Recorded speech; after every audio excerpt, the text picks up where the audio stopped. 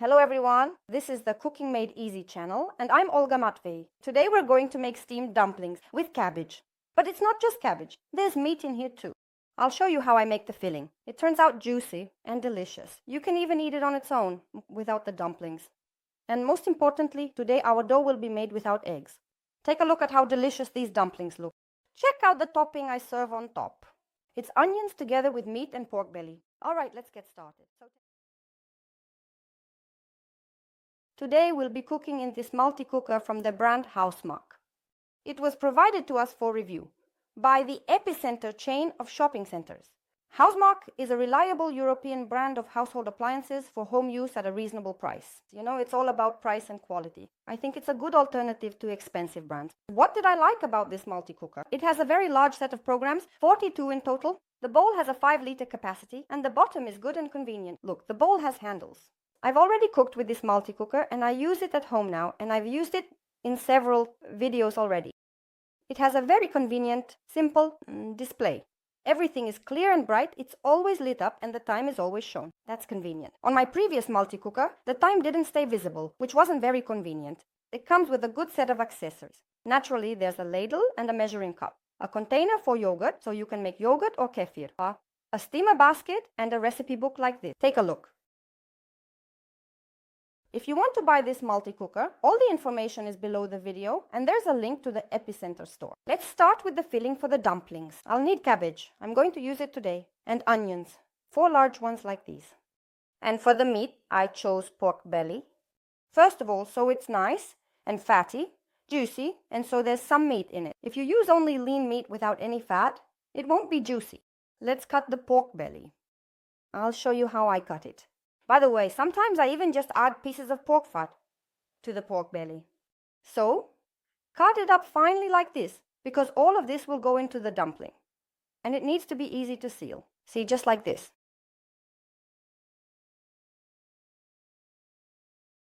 Turn on the frying pan and add literally a tablespoon of sunflower oil.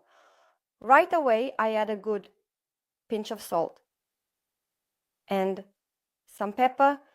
Now, where's my pepper? Just regular ground pepper. Now, all of this will be frying. While it's frying, I'll chop the onion. Now, let's chop the onion. There's a very important point about the onion here. The onion needs to be cut into large pieces. I'll show you how I cut it. Now, set the heat to medium once everything is sizzling nicely, and add the onion.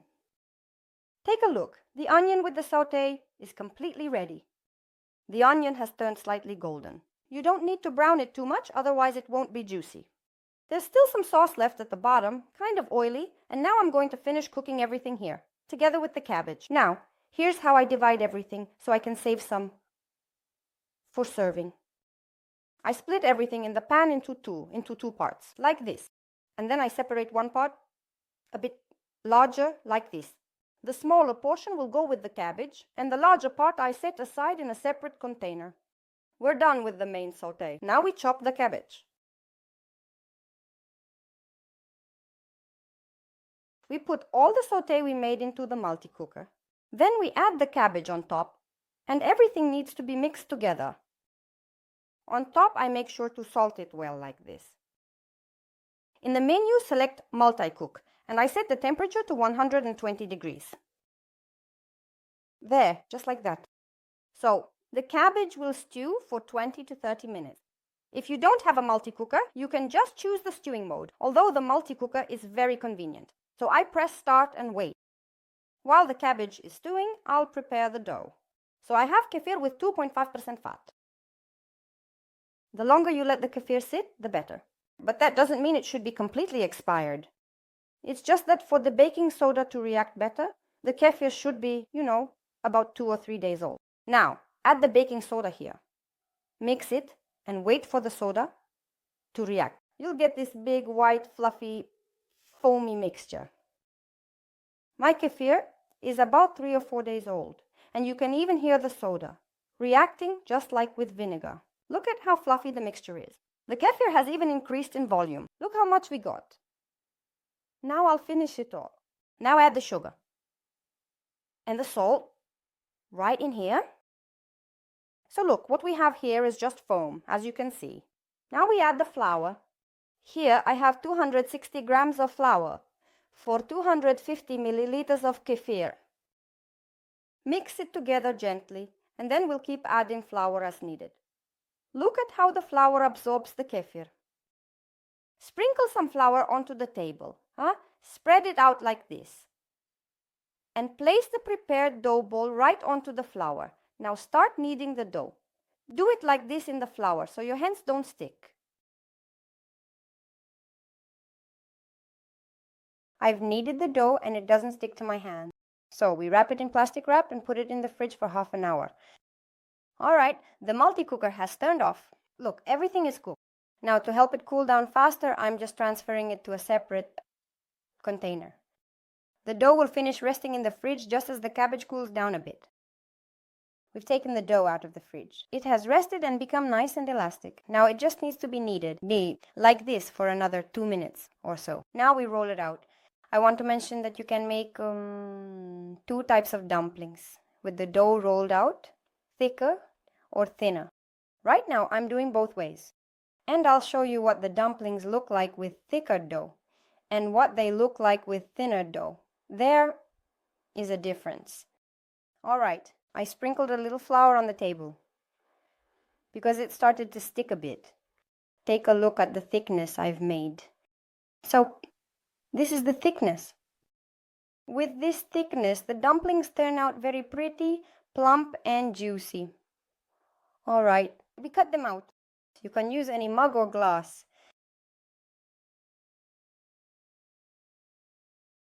Take a circle. Carefully stretch it out like this from all sides. Just a bit. Just like that. Now take the filling. Put the filling in here, pull the edges together. Seal it on this side. There we go, there we go. And on this side too.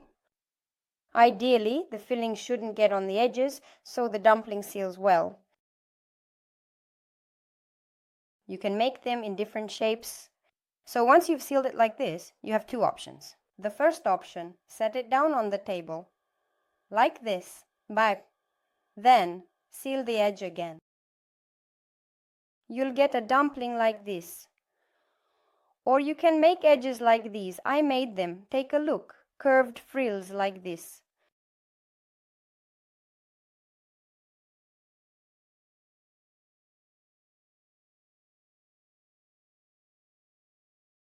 Now let me show you how I make the frills. Dip 2 fingers in flour, definitely your index finger and thumb. And then you roll the edge like this, just like that. You get frills like this. It looks nice too. Now I'll show you a thin version. So look how thin I rolled it out. First of all, I want to say that when you roll out this dough, look, here I am rolling it out. See? But it shrinks back.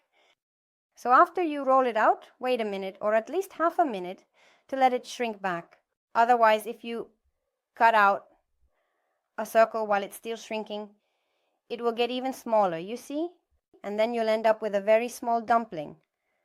If you put cabbage inside, it will be hard to seal properly. So keep that in mind. Alright, the dough has shrunk back. This is the kind of thickness you get with the dough. So there is a difference. They end up looking different once they're cooked. The dumplings made with denser dough will look prettier.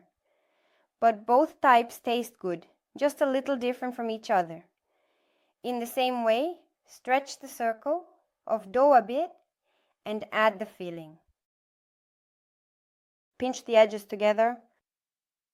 Ideally, the filling shouldn't get on the edges because it makes sealing them difficult. Now, very gently add just a little bit of flour and then carefully make a really nice even edge all around. Now I'll boil both kinds. And you'll see how they turn out. But they're clearly smaller because the dough isn't as thick. And you can see that the dumplings are a bit thinner. We collect half a cup of water. That's about 2.5, maybe 2 liters. Now place the steamer here. And lay out the dumplings on it. I will post both the thin ones and the ones that I made thicker, and I will show you in the end which ones are which. And I'll show you a cross-section to see how they turned out. Close it and set the time. Select the menu. And we need to choose steam cooking. So it gives 15 minutes. We press start and wait for the water to boil, and only then does the timer start counting down. There are 5 minutes left for the dumplings. I take dill and parsley, chop them finely, and add them to the sautéed mixture I made, and set aside. Add the herbs and mix everything together. It's not necessary to make them only with cabbage. You can make dumplings just with meat or with potatoes steamed.